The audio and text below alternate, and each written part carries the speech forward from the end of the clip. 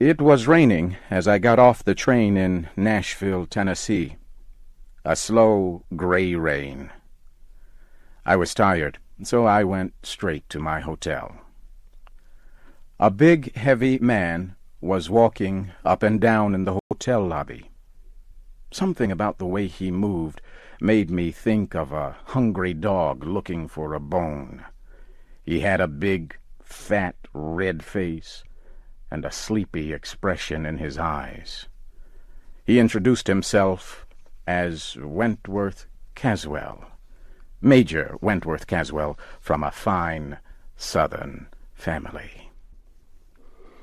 Caswell pulled me into the hotel's barroom and yelled for a waiter. We ordered drinks. While we drank, he talked continually about himself, his family, his wife, and her family. He said his wife was rich. He showed me a handful of silver coins that he pulled from his coat pocket. By this time, I had decided that I wanted no more of him. I said good night. I went up to my room and looked out the window. It was 10 o'clock, but the town was silent. A nice, quiet place, I said to myself, as I got ready for bed. Just an ordinary, sleepy Southern town. I was born in the South myself, but I live in New York now. I write for a large magazine. My boss had asked me to go to Nashville.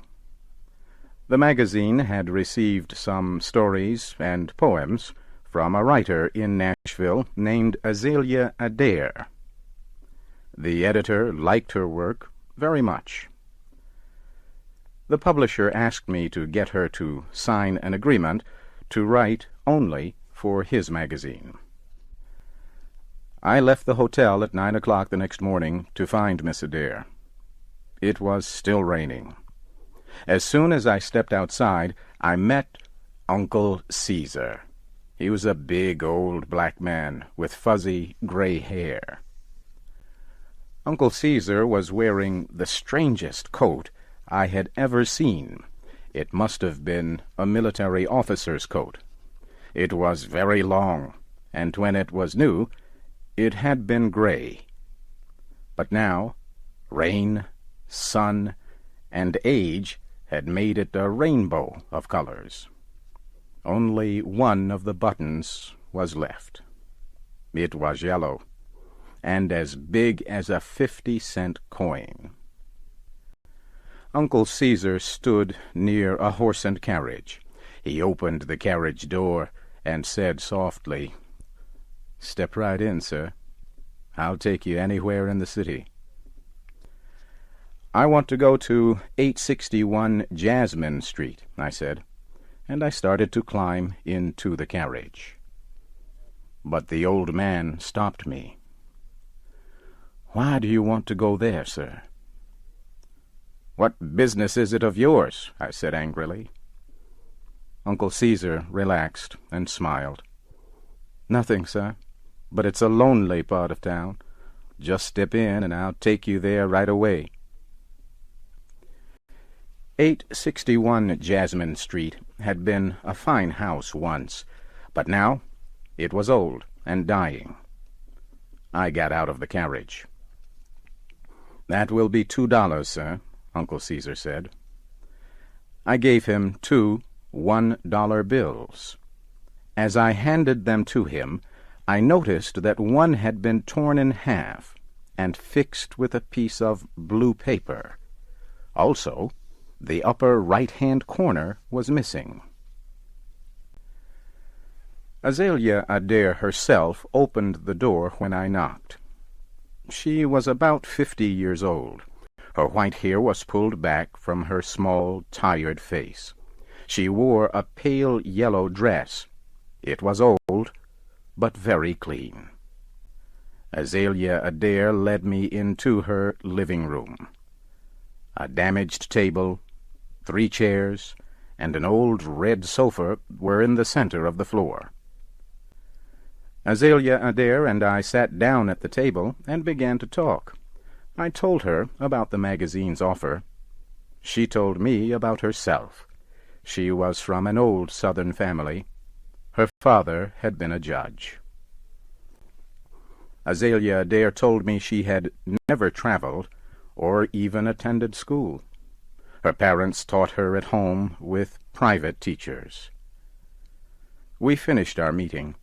I promised to return with the agreement the next day, and rose to leave.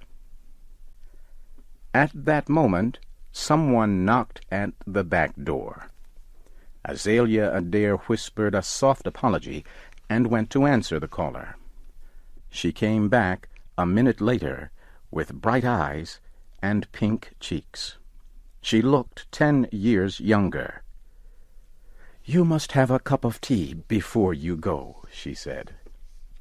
She shook a little bell on the table, and a small black girl about 12 years old ran into the room. Azalea Adair opened a tiny old purse and took out a dollar bill. It had been fixed with a piece of blue paper, and the upper right-hand corner was missing. It was the dollar I had given to Uncle Caesar.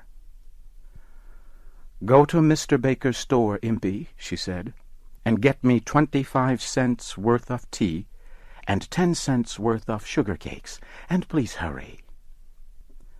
The child ran out of the room. We heard the back door close. Then the girl screamed, her cry mixed with a man's angry voice. Azalea Adair stood up. Her face showed no emotion as she left the room.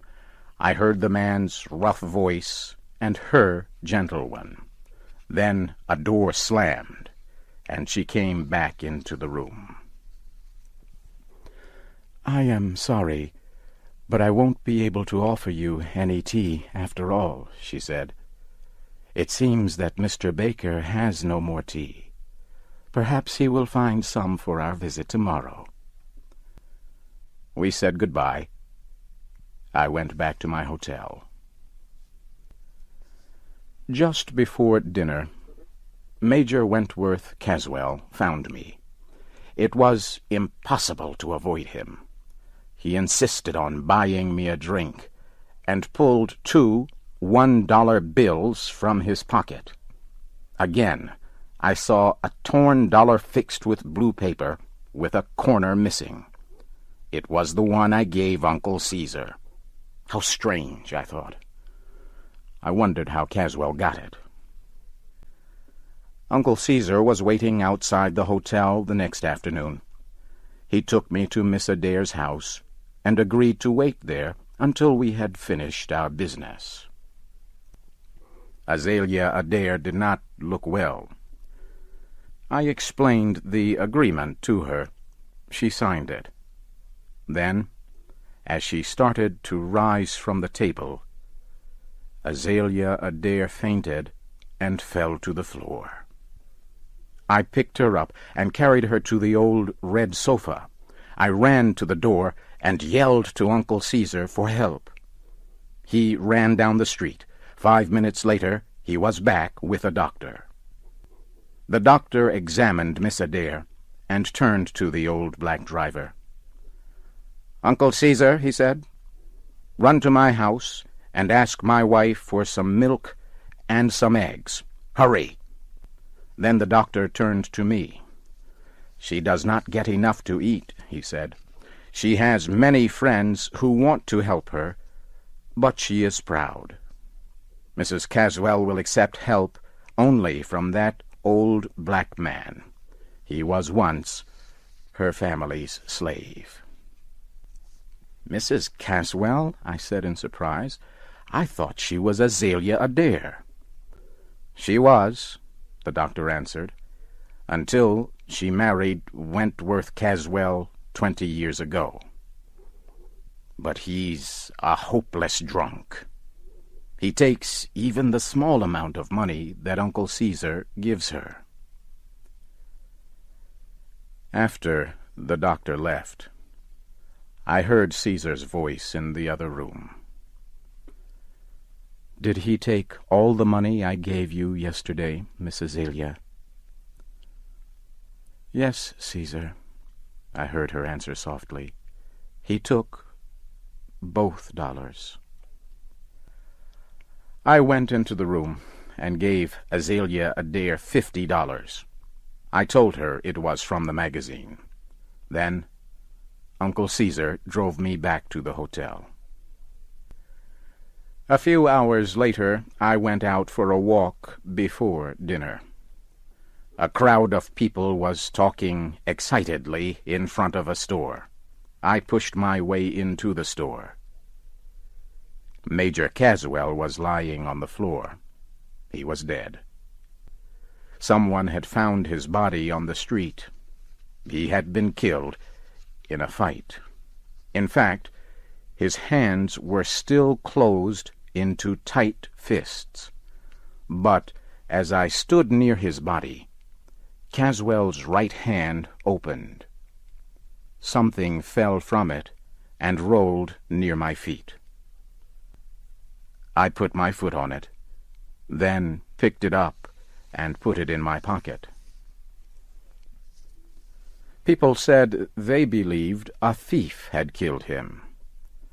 They said Caswell had been showing everyone that he had $50, but when he was found, he had no money on him.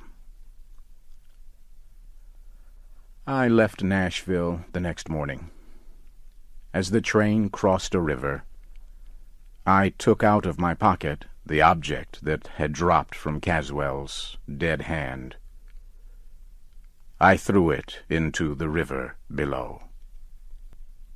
It was a button, a yellow button, the one from Uncle Caesar's coat. Check out some of my other videos. Don't forget to like and subscribe to the channel. New videos every day.